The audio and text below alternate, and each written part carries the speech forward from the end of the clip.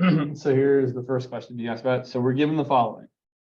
Natural log of y minus x e to the xy minus 3y squared equal to pi minus 5 plus arctangent of x plus y.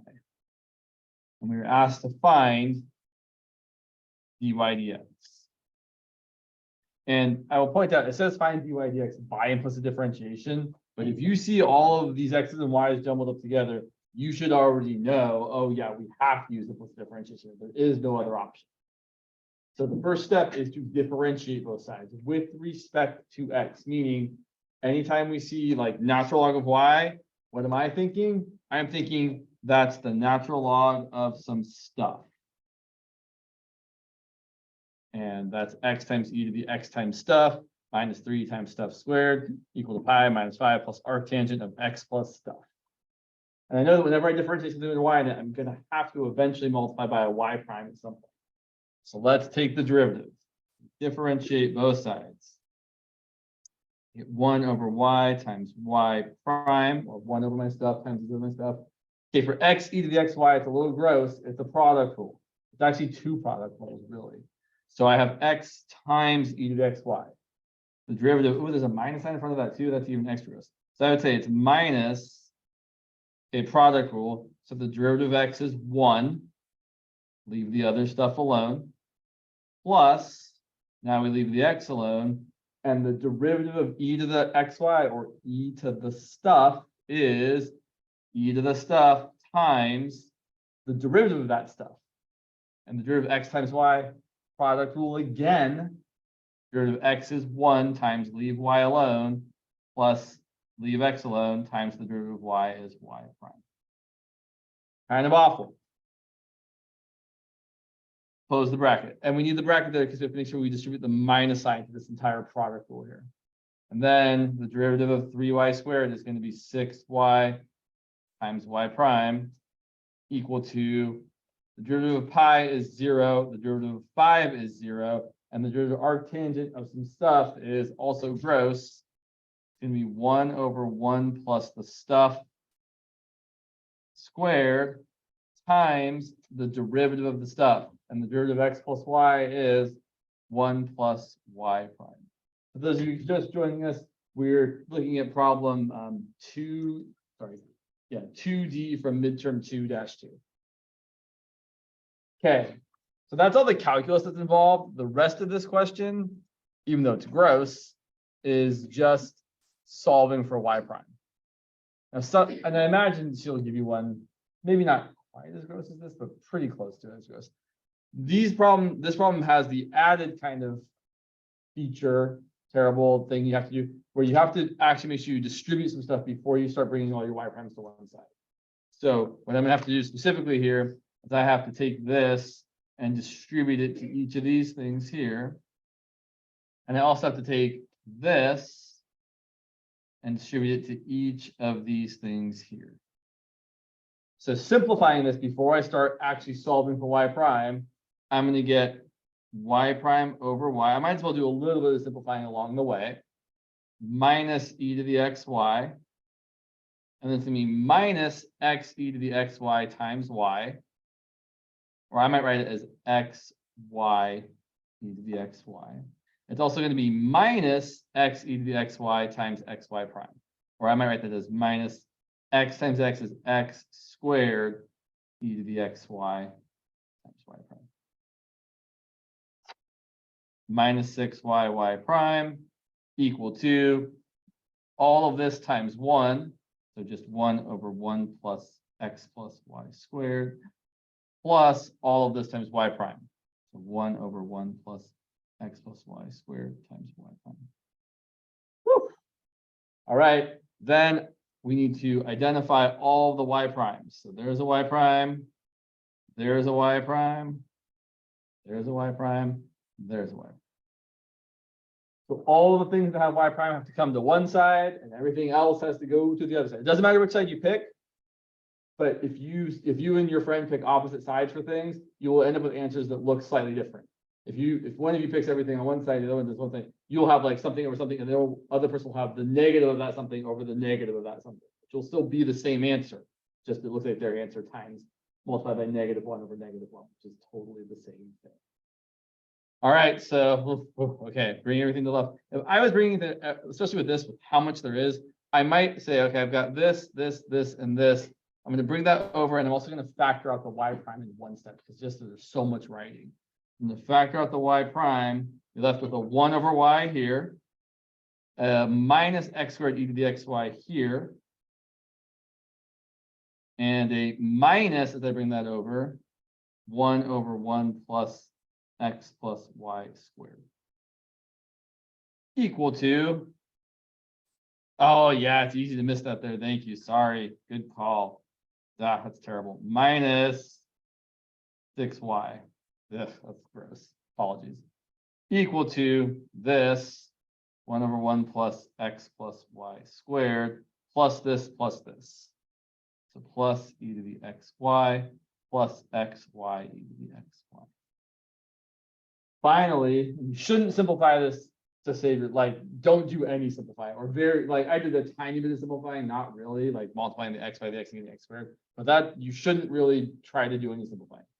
So then the last step, we're going to divide both sides by this terrible gross thing here, and we're going to get all of that. I don't love fractions, but I would write them this way. So 1 over 1 plus x plus y squared plus e to the xy plus xy e to the xy divided by all of this grossness. 1 over y minus x squared e to the xy minus 1 over 1 plus x plus y squared minus 6y. And that is exceptionally awful.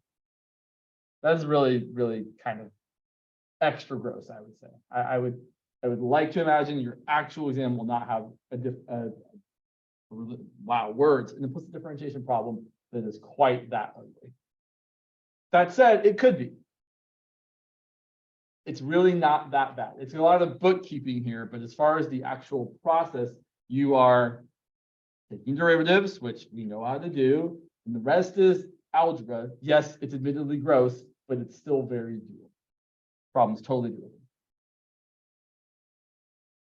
Now, let's look at the next one on this page too, because I want to just point out the difference between this one and the next one. So the next one says the following.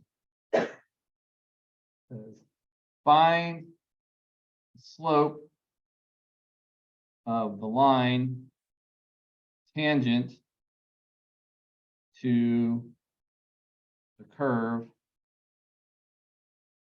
e to the xy plus cosine of y minus 5y cubed equal to sine of y plus x plus 1 at the point, I don't know why in seems like the wrong word to use there, but fine. We still mean the same thing, at the point 1, 0. So here, the first step is the same. We're still using implicit differentiation. We're still going to differentiate both sides. Oh, by the way, here's the attendance form for you on Zoom. Also, if you have any questions, please just let me know. For those of you, please fill out the attendance form when you have a second. So take the derivative of both sides, differentiate both sides. So the derivative of e to the stuff is e to the stuff times the derivative of the stuff, which is product rule again, 1 times y plus x times the derivative. And instead of writing plus, I'm going to be a little bit thoughtful and be like, oh, I know the derivative of cosine of some stuff is negative sine of some stuff. So I'm going to write this as minus sine of my stuff times the derivative of my stuff. Minus 5 times y cubed, the derivative is minus 15 times my stuff squared times the derivative of my stuff. A lot of y's here, equal to the derivative of sine of some stuff is cosine of the stuff times the derivative of the stuff plus the derivative of x is 1 and the derivative of 1 is 0. Cool.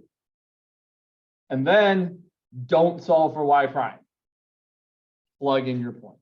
So if it's one of these where you're given the point, you should tell yourself, oh, plug in immediately after taking the derivative. That is what she wants you to do. That's also what's going to be easiest for you to do. And I wouldn't tell you to do it if it's the harder way to do it. Yeah.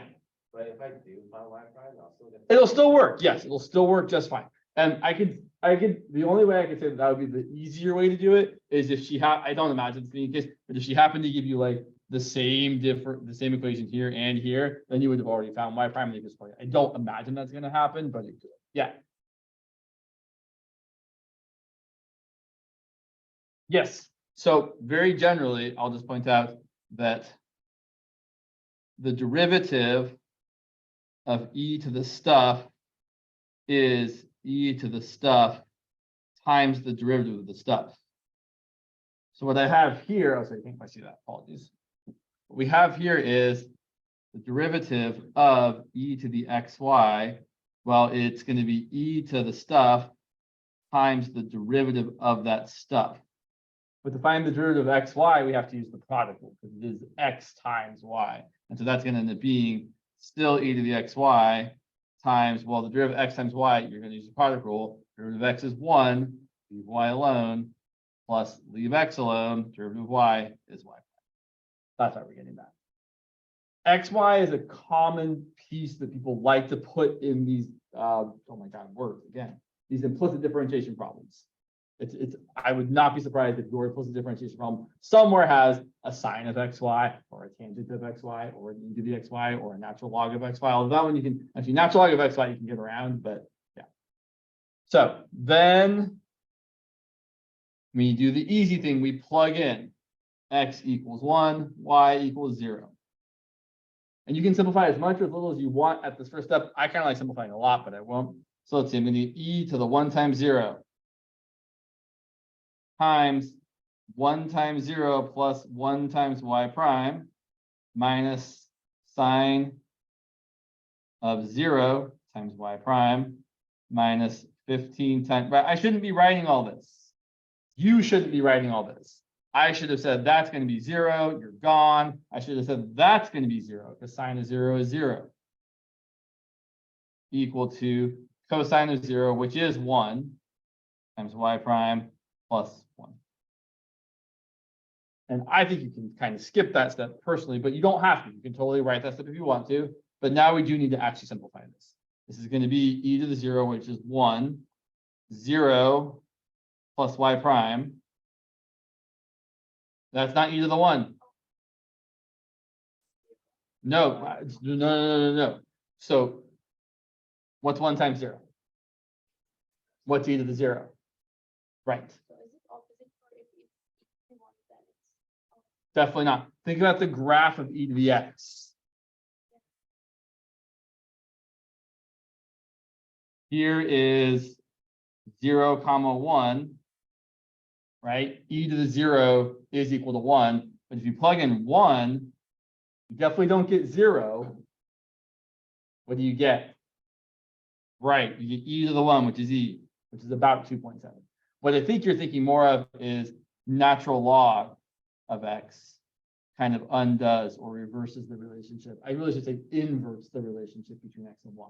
So just like e to the 0 is equal to 1, natural log of 1 is equal to 0. Okay, so we get 1 times y prime minus, that's gone, cosine of 0 is also 1 y prime. Ooh, this is this really how this works out? This might be disappointing. Did I miss? Oh, I did. No, I didn't. Yeah.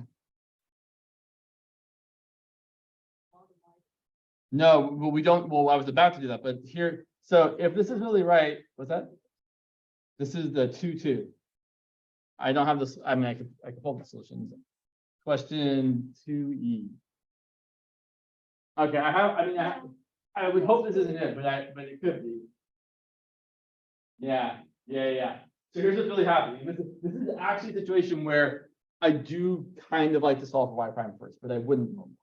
So here's the problem. If you subtract y prime from both sides, what do you get? 0 equal to 1.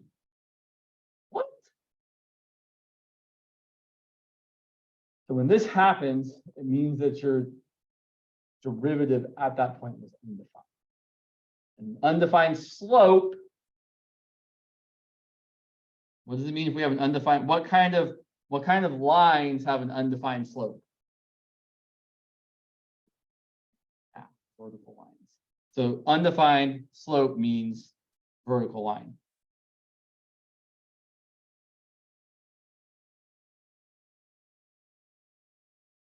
And so here we would say, well, the vertical line is just x equals a number, and the number x has to be is the value that x goes through.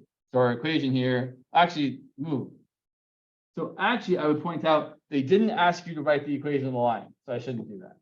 If I wanted the equation of the line, I would have said x equals 1. That's the equation of the line. But technically, the answer to this question is the slope is undefined, which is not a great answer to a question that is literally find the slope of the tangent line. But there's this shouldn't happen on your.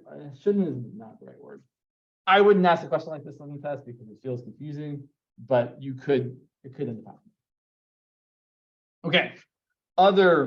I mean, I have definitely things that I can do. Are there other questions people would like to see from any of the practice tests?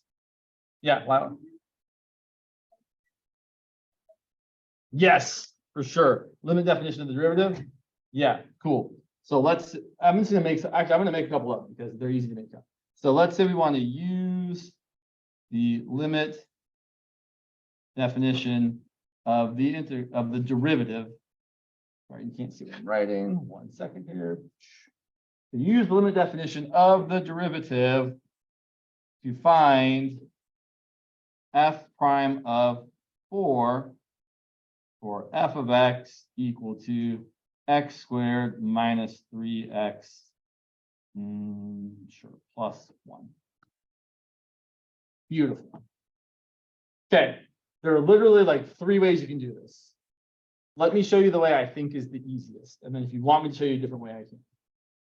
I really think this is how she kind of wants you to do it. She wants you to use this limit definition. That f prime of, oh gosh, let me make sure I say this the right way. Yeah, f prime of a is equal to the limit as x approaches a, f of x minus f of a all over x minus a. That's not the way we've really done it in class, though. That's one option. So in this particular example, here that would mean we would say f prime of 4 equals the limit x approaches 4 of f of x minus f of 4 all over x minus 4. Okay, was 4 going to be? Yeah, 4 is going to be fine. So here's what you should do. Well, let me just show you. So this is going to be the limit x approaches 4. F of x is just x squared minus 3x plus 1 minus, I shouldn't write 4 squared minus 3 times 4 plus 1. I should go over here and be like, I can just figure out what f of 4 is. F of 4 is 4 squared minus 3 times 4 plus 1. That's going to be 16 minus 12 plus 1. That's 4 plus 1, which is 5. That's what we really should do. That's going to be the easiest thing computationally to do.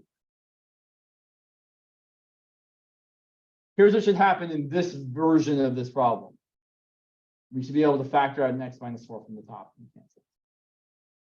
So I've got x squared minus 3x. 1 minus 5 is minus 4. And I know an x minus 4 has to factor out. Whatever is in your denominator, whichever way you're doing this, whatever's in the denominator has to factor out. At least, let me back that up a little bit. The thing that you started with in the denominator has to factor out. If you got something else where you add things into the denominator along the way, like a square root where you multiply by a conjugate, then other stuff will end up in the denominator. But here, this thing has to factor, and it does. The top factors as,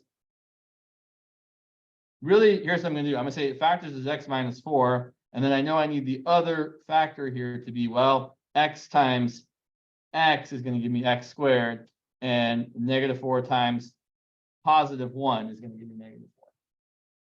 There's no other work you need to check here. Yeah, I know there's other ways of factoring anything, but if you know that one of the factors has to be x minus 4, then you can work out the other piece really, really easily.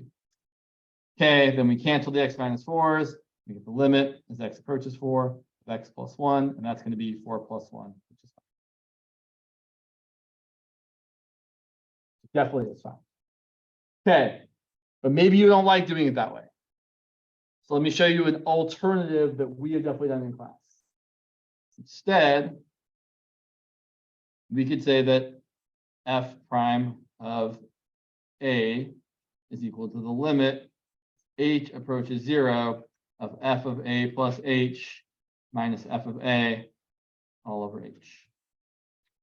So in this particular case, that's going to be the limit h approaches 0 of f of, well, let's see, my a value is 4 still, right? That didn't change.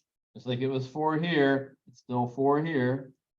Meaning f of 4 plus h minus f of 4 all over h. Same idea.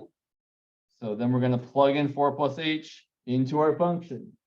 So we're going to get the limit h approaches 0 of 4 plus h squared minus 3 times 4 plus h plus 1 minus f of 4, which is still 5.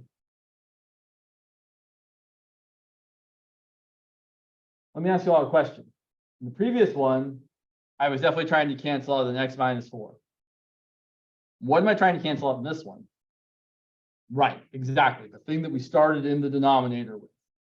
So then it's going to be equal to the limit as h goes to 0. This one is a little more algebraically complicated. It's not really the right word, but it's a little more algebraic work here. Right? I feel like this one's the easiest one on the algebra. This one we have to do a little bit more thinking about how this multiplies out. 4 plus h squared is going to be 16 plus 8h plus h squared. Minus 3 times 4 is minus 12. Minus 3 times h is minus 3h. 1 minus 5 is minus. Let's see. 16 minus 12 minus 4 cancels out, as it should. And then I'm left with the limit h goes to 0 of 8h plus h squared minus 3h. I would probably do 8h minus 3h is 5h. I've got h squared plus 5h. Factor out an h. So you're left with h plus 5. Cancel those h's there.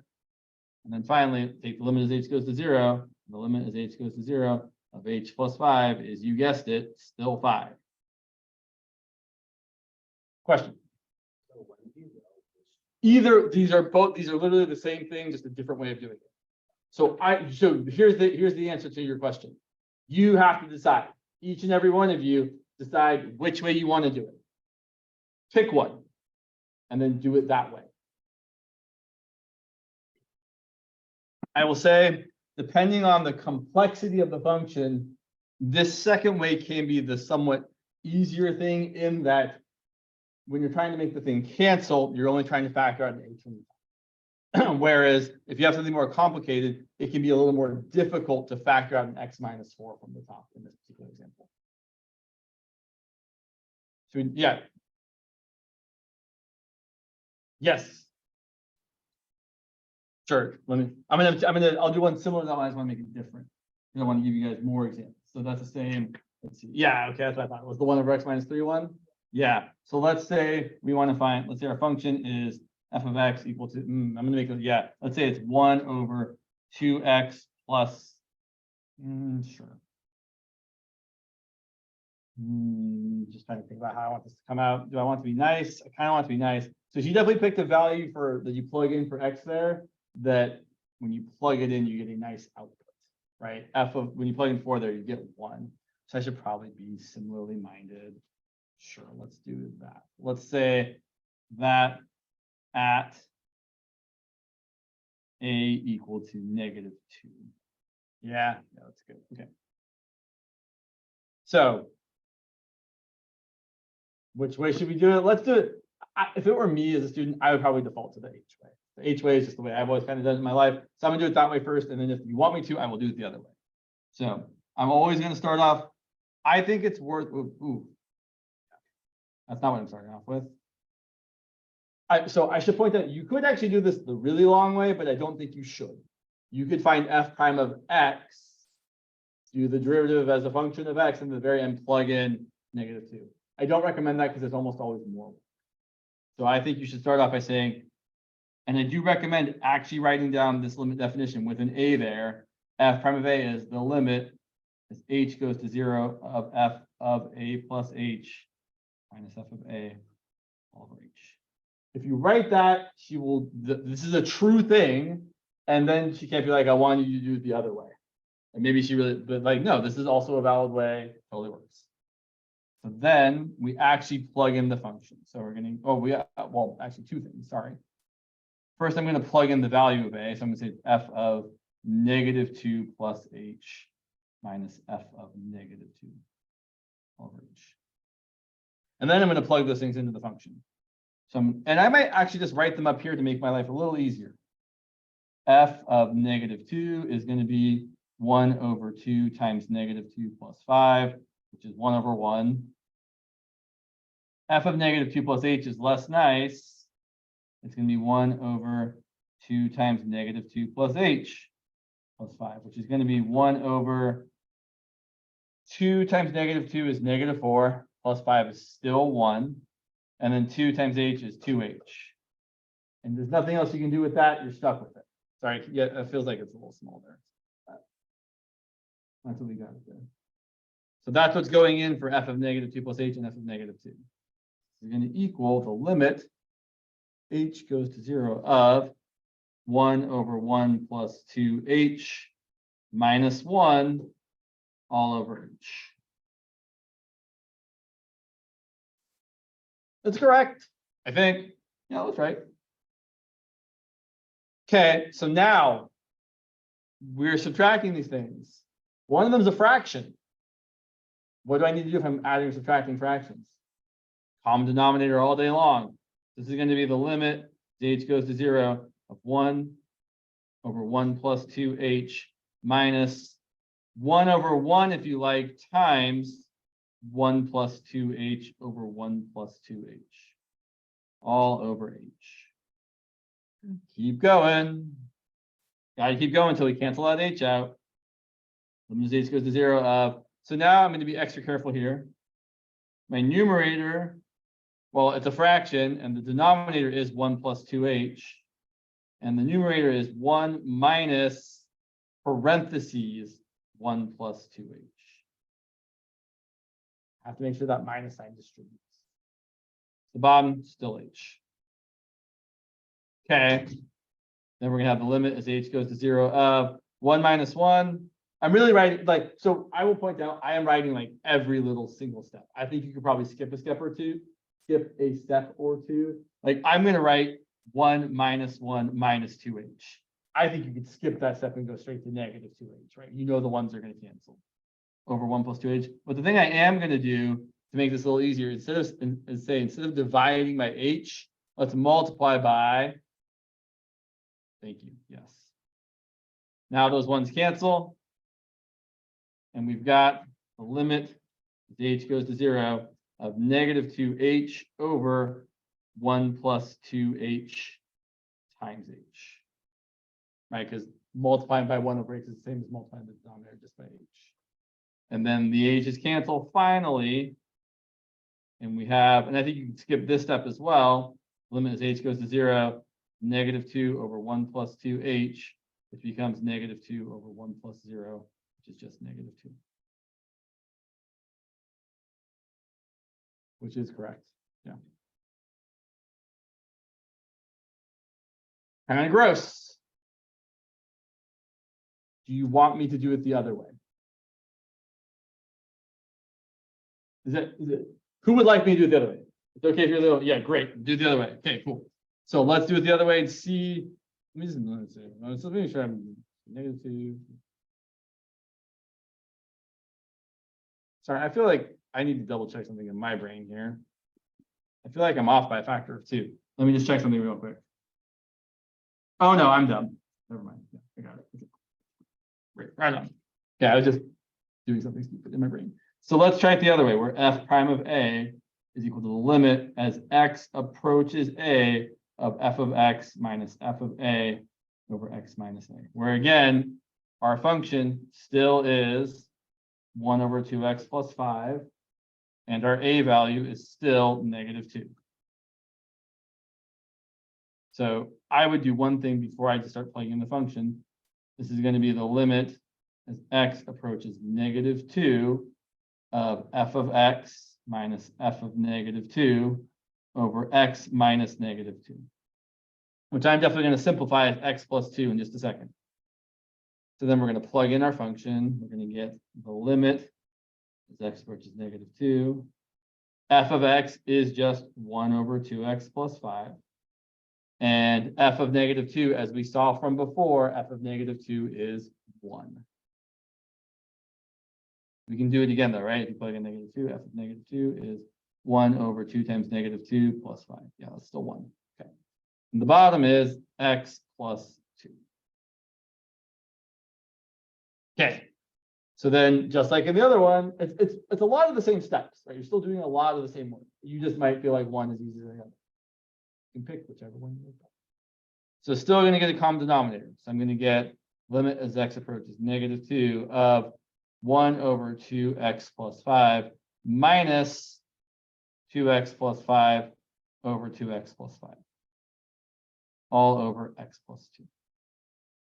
Put those fractions together. I should say subtract them together. And you're going to get 1 minus parentheses 2x plus 5 all over 2x plus 5. And instead of dividing by x plus 2, what do I want to multiply by? Flip the multiply. Because really, you can think of that as x plus 2 over 1. And you flip the multiply. That's 1 over x plus 2. All right, let's simplify the numerator here. We have the limit as x goes to -2 of, let's see, 1 minus 2x minus 5. Don't multiply these out. What are we trying to make cancel? Right, specifically, no, I would not say 2x plus 5. What's the actual thing we started with in the bottom? Everybody. Right, that's the thing that should cancel out. So if you want something to cancel out, there's no good reason to multiply it through. So even though you could multiply this out and get like 2x squared plus 4x plus 5x plus 10, we should not. We should leave it as 2x plus 5 times x plus 2, because we know we want x plus 2 to cancel.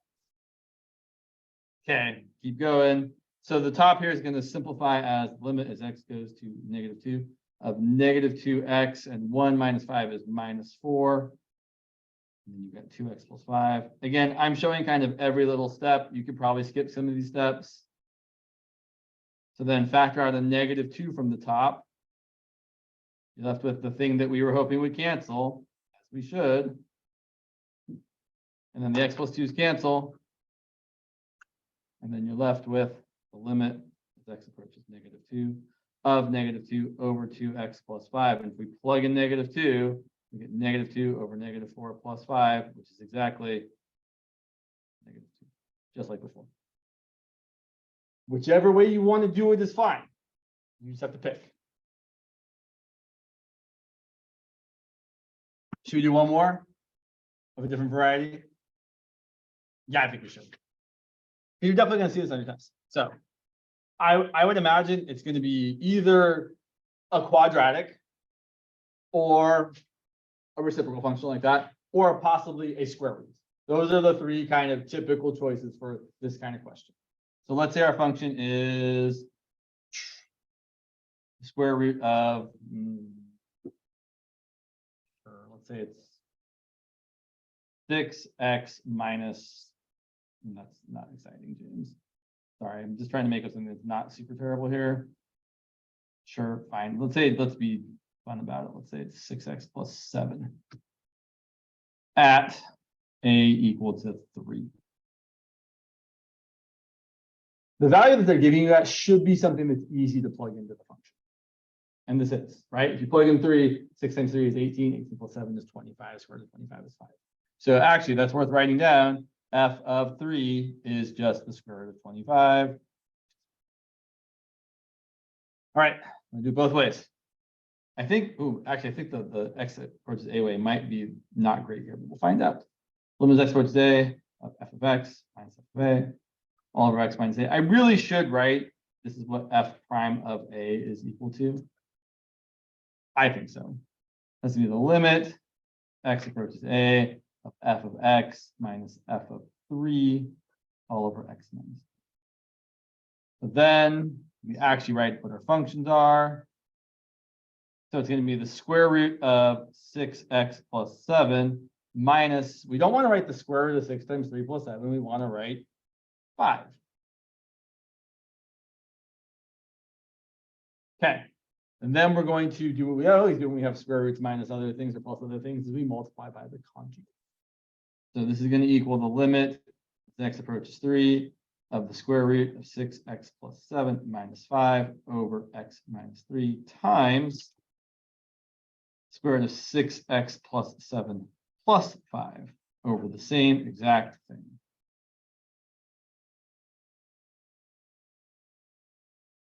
You don't need to show any work here, but just so you remember, when you multiply something by its conjugate, you get the first something squared minus the second something squared. The middle terms cancel out. Right? It would be this times this times that, this times that times that. But the middle terms are exactly opposites of each other, so they go away. And then the bottom, well, just like in the previous problem, if I'm trying to cancel out an x minus 3, I don't want to factor or multiply it through. So I'm just going to leave the bottom as x minus 3 times the square root of 6x plus 7 plus 5. Okay, let's simplify. Get the limit as x approaches 3. This just becomes 6x plus 7 minus 25 all over x minus 3 times the other stuff. And since I really don't want to write all the things all the time, I'm going to point out that 7 minus 25 is negative 18. This is really 6x minus 18, which is 6 times x minus 3. So this is going to be equal to the limit as x approaches 3. 6 times x minus 3 over x minus 3 times the square root of 6x plus 7 plus 5. Cancel the x minus 3s. And instead of writing the limit again, although I've been doing it every time, you actually can just plug in 3 for the remaining x's and say it's 6 over the square root of 6 times 3 plus 7 plus 5, which is going to be 6 over 5 plus 5, which is 6/10, which reduces to 3/5.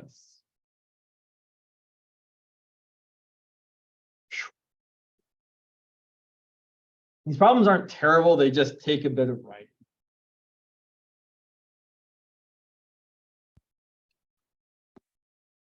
Okay, should we do it the other way? There's a lot. Yeah, we should. Okay, one more time. Just so everyone's, so we can do this the other way, which would be f prime of a is the limit as h approaches 0, f of a plus h minus f of a all over h, which is the limit as h approaches 0, f of 3 plus h minus f of 3 all over h. Limit as h approaches 0. F of 3 plus h, well, my function is the square root of 6x plus 7. So I'm going to plug in 3 plus h for that and get the square root of 6 times 3 plus h plus 7 minus f of 3 is still 5. Okay, so now it's just another multiply by a conjugate. So we're going to multiply by the square root. I would probably simplify this. 6 times 3 is 18. 18 plus 7 is 25. And 6 times h is 6h. It's just easier to write out. That's actually why I'm simplifying it. Not because I really care, because I don't want to write 6 times 3 plus h plus 7 when I could write 25 plus 6h. It's just less writing. Plus 5 over the same thing.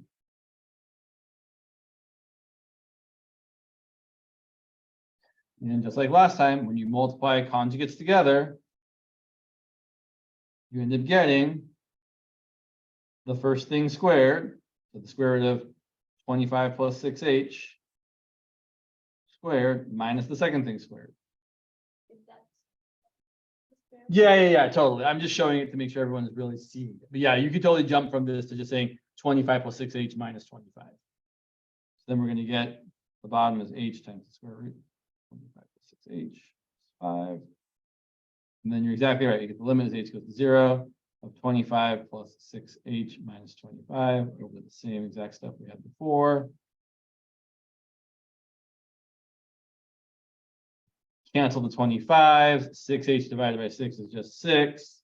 So the limit as h goes to 0 of 6 over square root of 25 plus 6h plus 5. And then let h go to 0 and get 6 over the square root of 25 plus 5, which is 6 over 10, which is 3 again. All right. So you're definitely gonna have to do this. One of these three, 99% guarantee that it's gonna be one of these three types of things. Because those are the things that we can easily algebraically manipulate. Okay, time to skip again.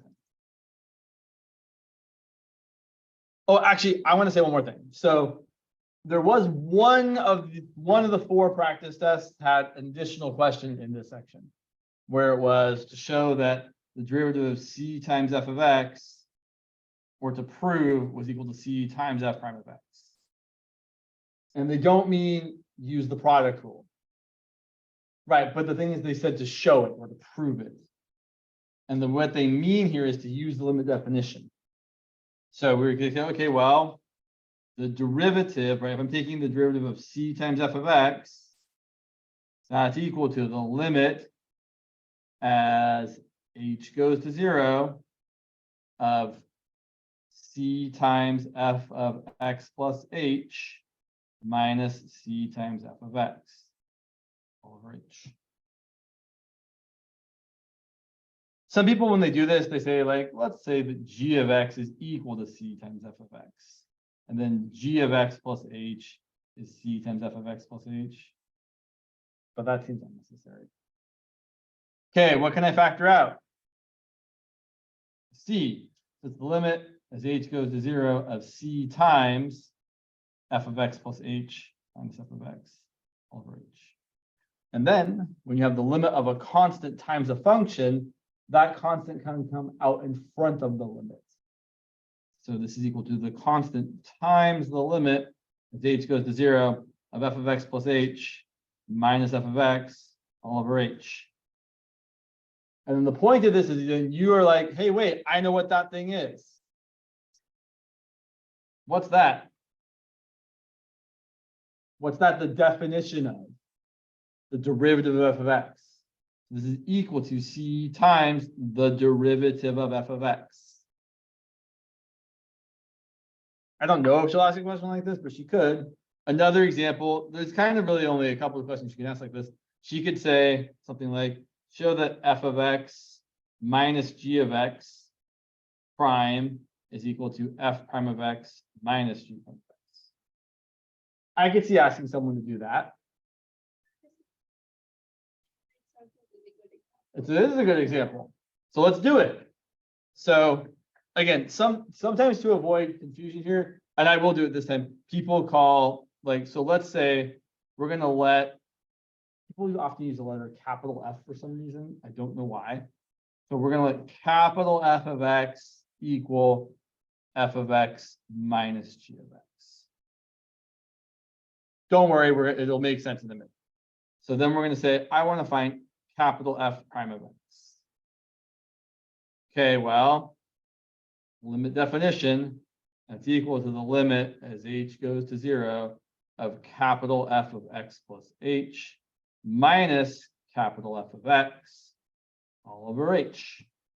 And then you go back to the thing you started with. So what's capital F of x plus h? Well, if f of x is little f of x minus little g of x, capital F of x plus h is little f of x plus h minus g of x plus h. For some people, it's just an easier way of seeing that that's what you get for the first piece. So then we're going to get the limit as h goes to 0 of little f of x plus h minus little g of x plus h minus, and we should use brackets or parentheses here, f of x minus g of x. Okay, so now you have to ask yourself, what are you trying to get to? I started with the thing they said to start with, but now I'm trying to end up here. I want f prime minus g prime. So what I would really like to see is this sort of limit showing up. The limit is h goes to 0 of f of x plus h minus f of x over h. And also the same thing for g of x. I would really like to see like the limit is h goes to 0 of g of x plus h minus g of x all over h. And I think I can make that happen. So we can break, well, first we can break this up as the limit as h goes to 0 of f of x plus h. And I'm going to write minus f of x next because I can. And then minus g of x plus h. And then be careful here, it's a minus, so it's a plus g of x over h. Here's the things about fractions divided by a thing. You can write a whole bunch of stuff divided by h as some stuff divided by h plus some other stuff divided by h. So you could totally write this as the limit as h goes to 0 of first two pieces, f of x plus h minus f of x all over h, plus the next two pieces, negative g of x plus h plus g of x. And we're almost there, but I need to factor out a -1 from the top here to make it really look nice. So I should really write this as the limit as h goes to 0 of f of x plus h minus f of x all over h minus g of x plus h minus g of x all over h. Right? I factored out a -1 from this piece right here. I personally think there's one more step that's kind of required here, but you can probably skip it. When you have the limit of a difference or a sum, like the limit of this minus this, or the limit of this plus this, is really equal to the sum or difference of the limits, meaning the limit of this minus this is equal to the limit of the first part minus the limit of the second part. That is another limit rule. But you could probably get away with skipping that part and still be okay. But then look, these are exactly the things we said we wanted to get to. This first piece, you do need to write the last part though. The last part is, oh, this first piece is f prime of x minus, oh, the second piece is the limit definition of g prime of x. That's what we wanted. I could see her asking a question like this, especially since I kind of accidentally put it into her mind. All right, what else do we need to talk about? We got 30 minutes left. Yeah. On third midterm practice. Yes. There's number. Oh yeah, and that's just the derivatives. No, that's not. Sorry. 3. Okay, yeah. Cool. Yeah. Oh, the civil. So the f of x equal to -3x squared plus 8x minus 5. That one. Is it use the definition of the derivative? Oh, it's that one. Then I don't. Right. I was gonna say, I think we've done enough examples of those. To this, which has like our. Oh, sure. Oh, and that was what she said when I asked her about this question. She described this. Okay. Oh, interesting. All right, but it's okay. I don't know how she's getting one there. Sure, let me think about that. Was there anything else? Yeah. Yeah, it was the same thing. Okay, sure. So I feel like the arctangent one is not a lovely example, but we'll do a couple. So let's say we want to approximate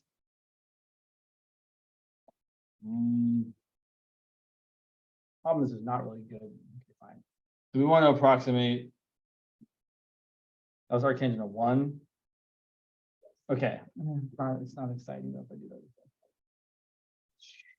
Sure, fine. Arctangent of, oh, we go -1, sure. Let's say we want to do arctangent of -0.98. Yeah, cool. Using quadratic and linear. It's the usual setup. Using linear and quadratic. And then tell me how much your linear error is. Okay, so, and I'm going to give you the thing that she'll probably give you, which is that arctangent of -1 is equal to -pi/4. Cool. So let's do the linear part first. And here's what I would recommend. Probably just want to memorize this one. So the linear approximation, aka the linearization of your function, is going to be f of a plus f prime of a times x minus a. And just because it's almost already there, we might as well also write down that the quadratic approximation is f of a plus f prime of a times x minus a plus f double prime of a divided by 2 times x minus a squared. It's just one more piece. Also, since we're already there as well, that's going to be the error you're looking for. That last piece of the quadratic approximation, once you plug in the right value for x, is going to be your approximation. Okay. So they might not tell you what your a value is. They kind of told you here, although they didn't say it explicitly. But actually, I should back it up. What's my function? Ooh, this one's going to be gross. Oh, well, such a life. What is my function? Arctangent of what? Anybody? That's what I'm going to plug in later. X. It needs to be a function. It has to have a variable there. Okay. And then what is my a value? What is the nice value that we know how to easily plug into the arctangent function? -1. It's the value that they might not give you, but it's the value that is close to the value that we're actually going to be trying to approximate, but it's gross to actually plug in. So our a here is definitely -1. And I would go ahead and find the first and second derivative because we're going to need them both. The first derivative is 1 over 1 plus x squared. Not too terrible. Second derivative, yeah, the second. I guess you could use the quotient rule. Yeah, we could use the quotient rule. Or you could write it as 1 plus x squared parentheses to the negative first and use the chain. So if you like, and I kind of think it's better, 1 plus x squared to the negative first, and then the derivative of that's going to be -1 times 1 plus x squared to the negative second times 2x. Or if you like, -2x over 1 plus x squared.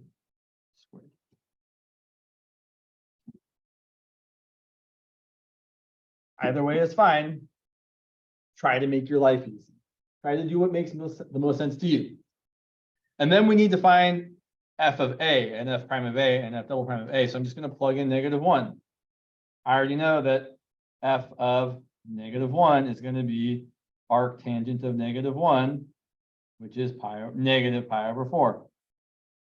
And f prime of -1, I'm just plugging in -1 there and getting 1 over 1 plus -1 squared, which is 1 over 2. And f double prime of -1 is going to be 1 over, not 1 over, sorry, -2 times -1 over 1 plus -1 squared. That's going to be 2 over 4, which also coincidentally, and it is a coincidence, happens to be 1/2. But it's just a coincidence that f double prime and f prime are the same value here. It's not typical. All right, and then we throw our numbers into the formula, which is why I think you just want to memorize them. So, oh yeah, Maggie? Oh, I thought you raised your hand. Sorry. Okay, cool. So my linearization is just f of a, which was negative pi over 4, plus f prime of a, which is 1/2, times x minus a, which is x minus -1.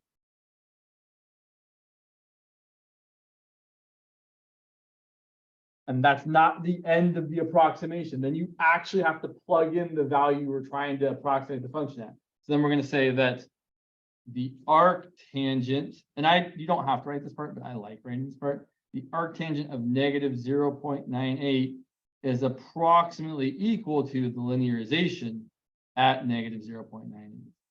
And then if I plug that in, I'm going to get negative pi over 4 plus 1/2 times x minus -0.98, and you should write plus 1. And I wouldn't simplify it. I really, really wouldn't. Like, I really want to simplify it. Like, my brain is telling me to simplify that thing because I can see a couple of things I can do. Don't do it. Leave it. And then For the quadratic approximation, it's the same thing, just add on the next bit. So I feel like we're going to run out of room here, so let's use more room. So the quadratic approximation, q of x is going to be negative pi over 4 plus 1/2 times, let's just write x plus 1. And then plus f double prime divided by 2. So 1/2 divided by 2 times x minus minus 1 squared. And then we still actually have to plug in negative 0.98 to say that the arctangent of negative 0.98 is approximately q of negative 0.98, which is going to be the negative pi over 4 plus 1/2 times negative 0.98 plus 1. You could, I really want to write it as 0.02, won't. And then plus 1/2 divided by 2. Okay, that's 1/4. I can't. Sorry.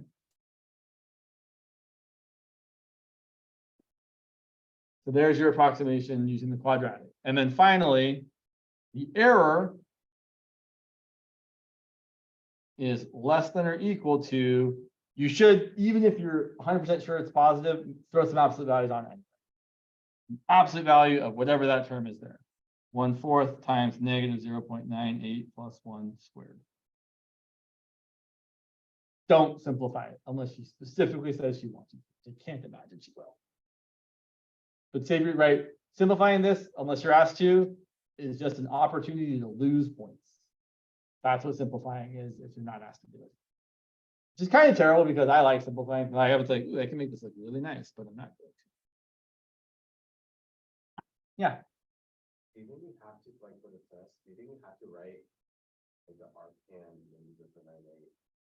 No, like this part right here. Yeah, and then like, yeah, and then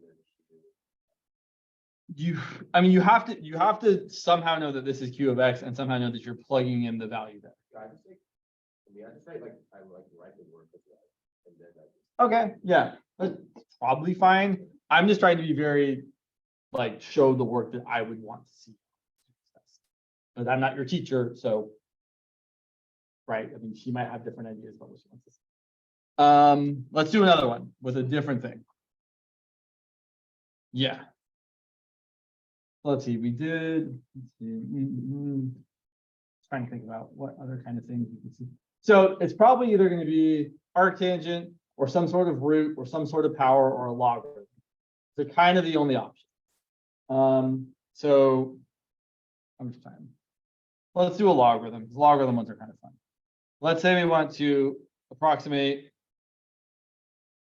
Can we make it more interesting? No, not really.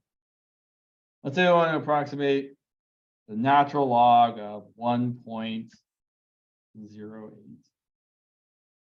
with the usual stuff, using the same thing as before.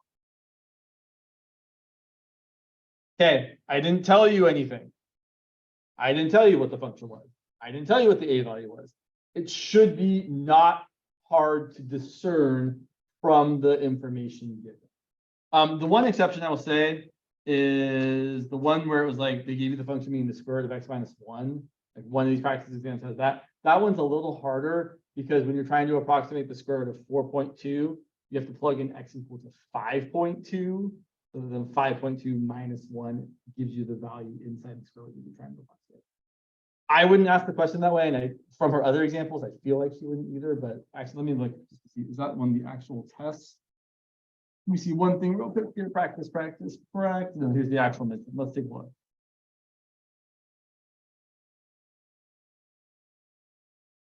No, that is the one that was on the midterm. I don't love that though. Well, yeah, we'll see. So if I was doing this, what's my function? Take your expression and replace the number with x. What's my a value? Right. Or more so let me just give you another one real quick here. What if my function, or sorry, what if I was trying to approximate, sure, let's be the cube root of 29. What's my function? Right. What's my value for A? Nope. So what's the value that's close to 29 that is easy to get a nice number out for? Right, 27. And the way I would find it is I would say it needs to be a cubic number. Well, 1 cubed is 1, 2 cubed is 8, 3 cubed is 27. That's probably it. But let's take 4 cubed just to make sure it's not closer. 4 cubed is definitely not closer. That's the one. That's how you figure out what to plug in, by just guessing the closest, the nicest number to plug in, and then picking the one that's closest. So if it's a square root, just pick square numbers until you find the one that's closest. Here it's a equals 1 because natural log of 1 is really the only nice thing we have for natural log. So then we do the usual thing. We find our derivatives. F prime of x is 1 over x, or x to the minus 1. F double prime of x is negative x to the minus 2, or negative 1 over x squared. So f of a equals f of 1 equals 0. F prime of a equals f prime of 1 equals 1. And f prime double prime of a equals negative 1 over 1 squared, which is negative 1. So there's all the stuff we need to do the thing we're going to do. I really can't stress enough, when you see this problem on your exam, as you will, because it's going to be on your exam, take the derivatives first. Actually, find f of x, unless it's already given to you. And then if you're asked to do linear and quadratic, which I have to imagine you're going to be, take f prime, take f double prime, and then go over and plug in whatever your nice value of a is. And if you're getting gross things when you plug in a, you have the wrong a. Right? If you're getting f of a being anything other than a nice integer or a very nice fraction, I guess is a possibility. If you're getting other gross things, you've made the wrong choice. Someone has done something incorrect. So just make sure your f of a, f prime of a should be very nice. So then we do the same thing. We say, well, L of x is f of a plus f prime of a times x minus a. And in this problem, that's going to be f of a, which was 0, not very exciting, plus f prime of a, which is 1, times x minus a, which is also 1. Kind of a boring linearization. Oh, well. And then I would say that my L of, what's my a value? Or what's the value I'm actually going to plug in? Sorry, it's off screen. Yeah, plugging in 1.08. So L of 1.08 is going to be 0 plus 1 times 1.08 minus 1, which is, okay, I can't help myself, 0.08. It's a kind of, no, I don't want to say that. It's not necessary. And then Q of x is going to be f of a plus f prime of a times x minus a plus f double prime of a over 2 times x minus a. What's that? Oh, sorry. I thought I heard someone say it. It sounded like there was a weird noise. Sorry. I was like, what? Okay. So then Q of 1.08 is going to be, oh, I should have written out, sorry, I should have written out the actual formula before I go to the next part. This is going to be 0 plus 1 times x minus a plus negative 1 over 2 times x minus, oops, that's x minus 1, not x minus a. I mean, same deal, but right. I think it's probably not terrible to act, like, normally I'd be like, yeah, I know 1 times whatever is whatever, but I would probably write the 1 there just so they really can see you know what you're doing. And then finally, Q of 1.08 is going to be 0 plus 1 times 1.08 minus 1 plus negative 1/2 times 1.08 minus 1. And then our error is going to be, so I will point out, none of the error is necessarily equal to, it's going to be less than or equal to. So the error is less than or equal to this term here. So the absolute value of negative 1/2 times, okay, fine, 0.08 squared. I don't think that's too big of a subtraction there.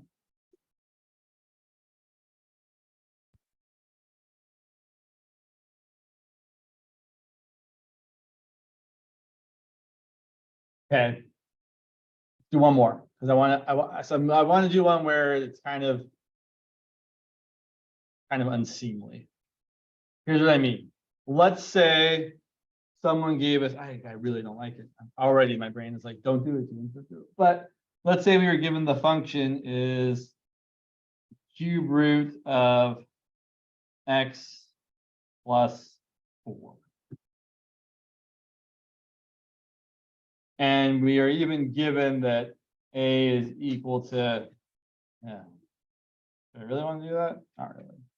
Ooh, we could do that. Ooh, that's gross. That's fine. Say a is 23. You should check. If you plug in the a value, do nice things happen? Yeah. 23 plus 4 is 27. Cube root of 27 is 3. We're good to go.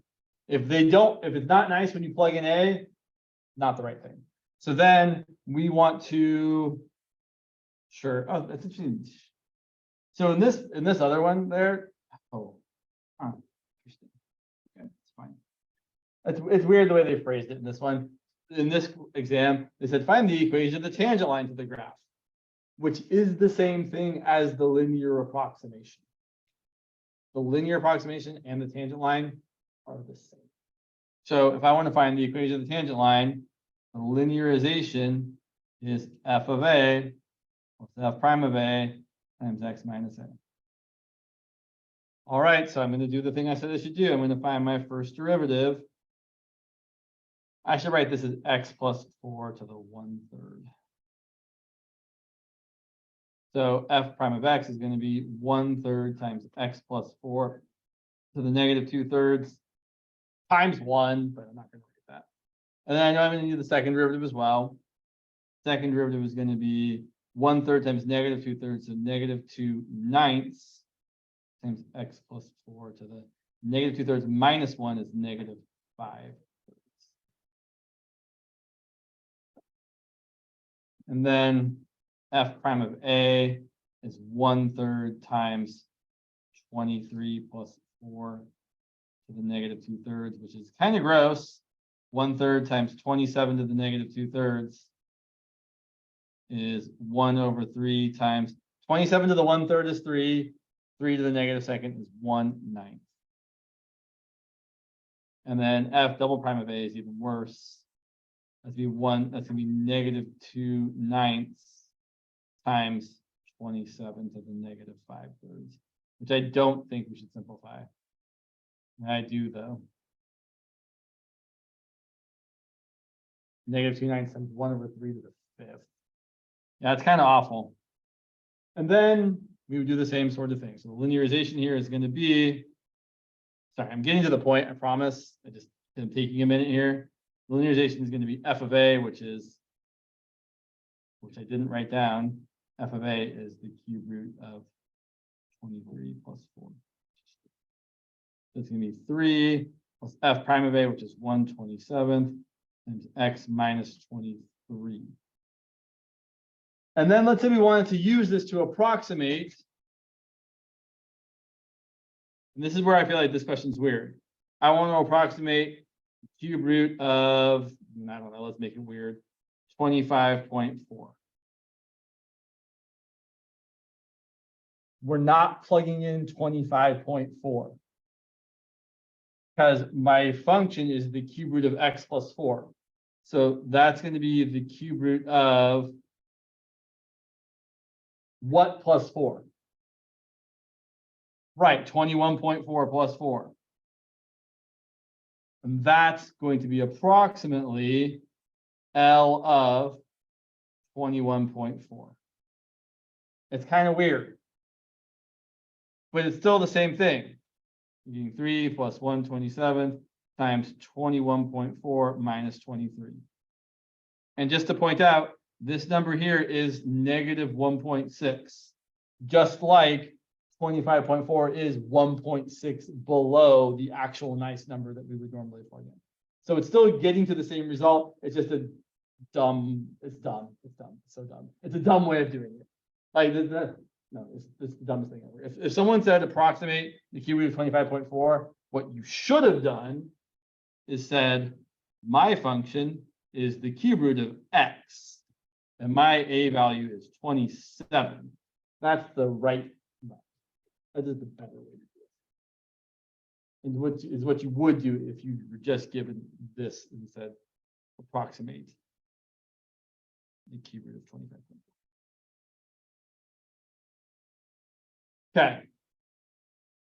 Should we do showing there's one and only one solution to an equation kind of problem? I think we should. Okay. So here's the thing you should notice about this kind of problem. All the powers of your polynomial should be on.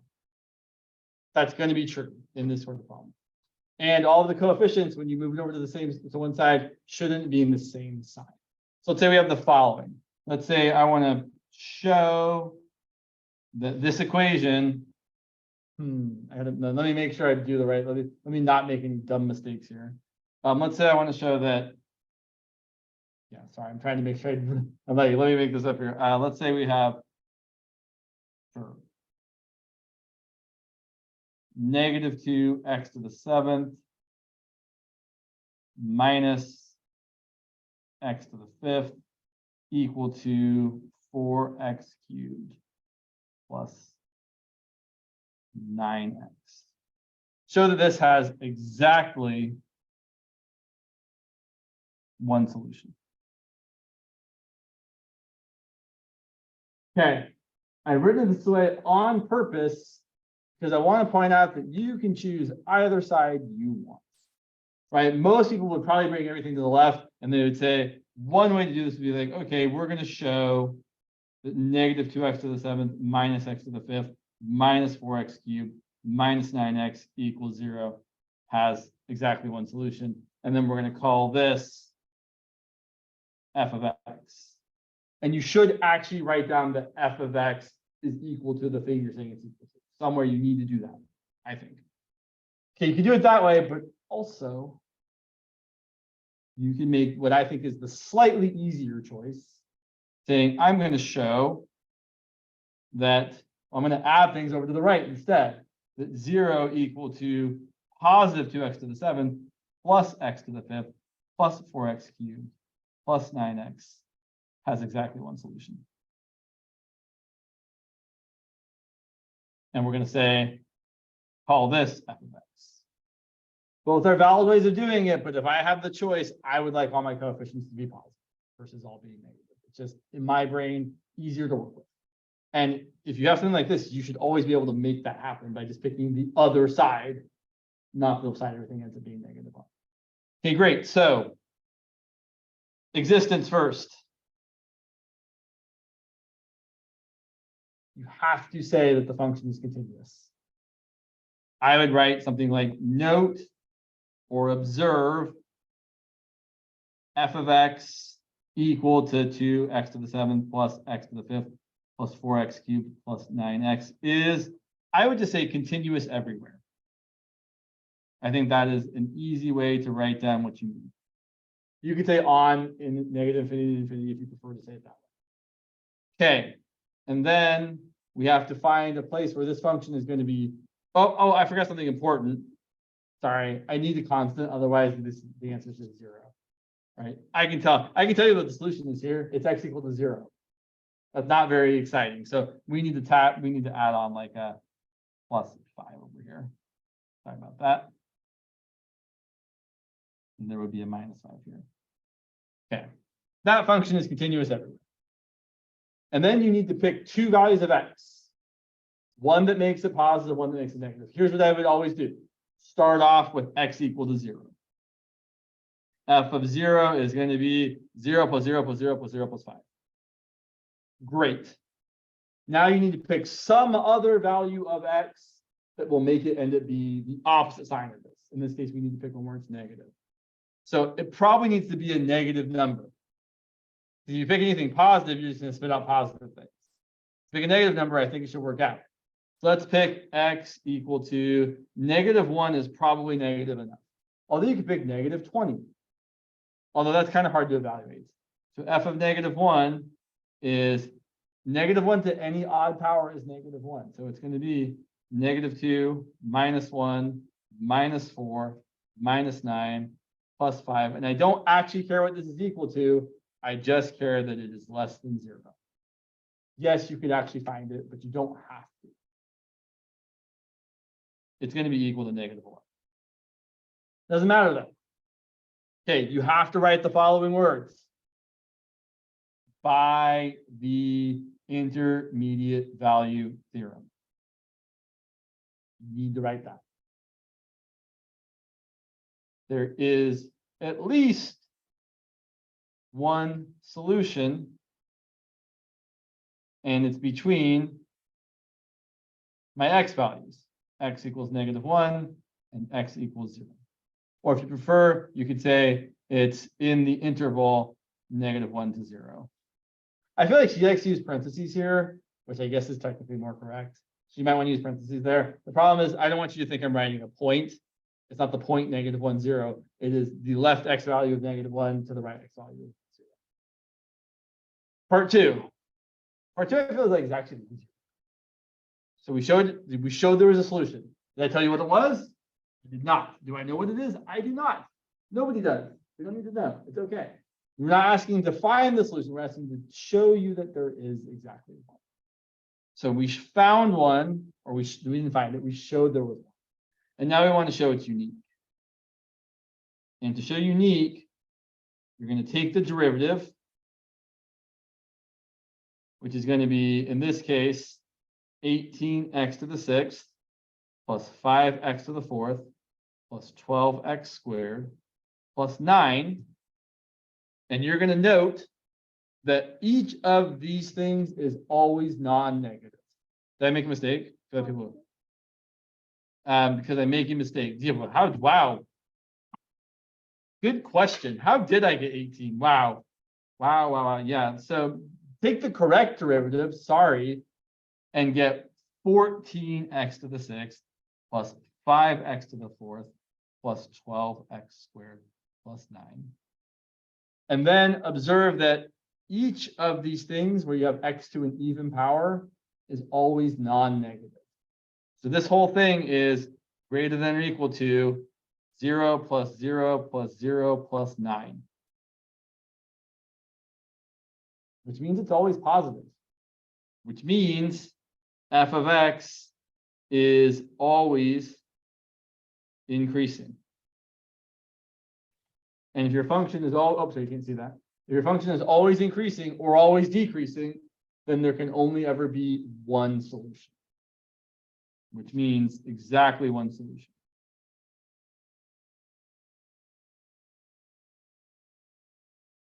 That's it. That's how we do this problem.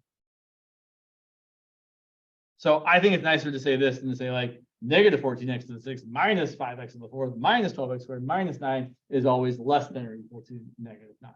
That seems just harder for me to think about. So, whoops, sorry. So I would encourage you to make it so that you can have everything be positive instead of everything. All right, it's 2:59. We should stop. Good luck on your exam tomorrow. Remember the things, do the things, practice as much as you need to practice. Yeah. And I'll post these notes up on the usual places shortly here, so you can look at them if you need to. I was very confused. I was like, wait, why did she do the definition of a log? Well, because yeah, so that's actually yes. Because I thought that was originally chain rule, but then she's like, nah, you do the Well, it is chain rule, but the problem is there's more to it. So what's the function there? a y equals arctan x to the power of cotangent. Right. So it is the chain rule, but we have to take the natural log of both sides first, because we don't have a good way of taking the derivative of a variable to a variable.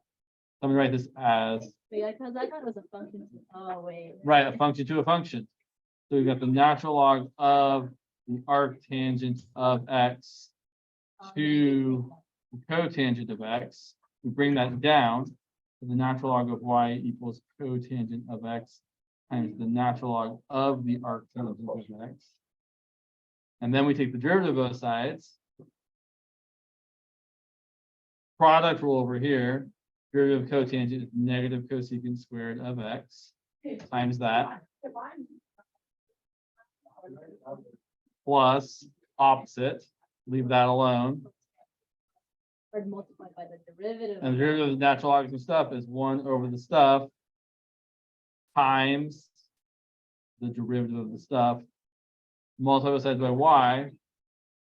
So you get y times all of that, and then replace y with what it's actually equal to. So y prime is equal to arc tangent of x, so the cotangent of x, times all of this. Negative cosecant squared of x times the natural log of the arctangent of x plus cotangent of x times 1 over arctangent of x times 1 over arctangent. Oh, because I was like, oh,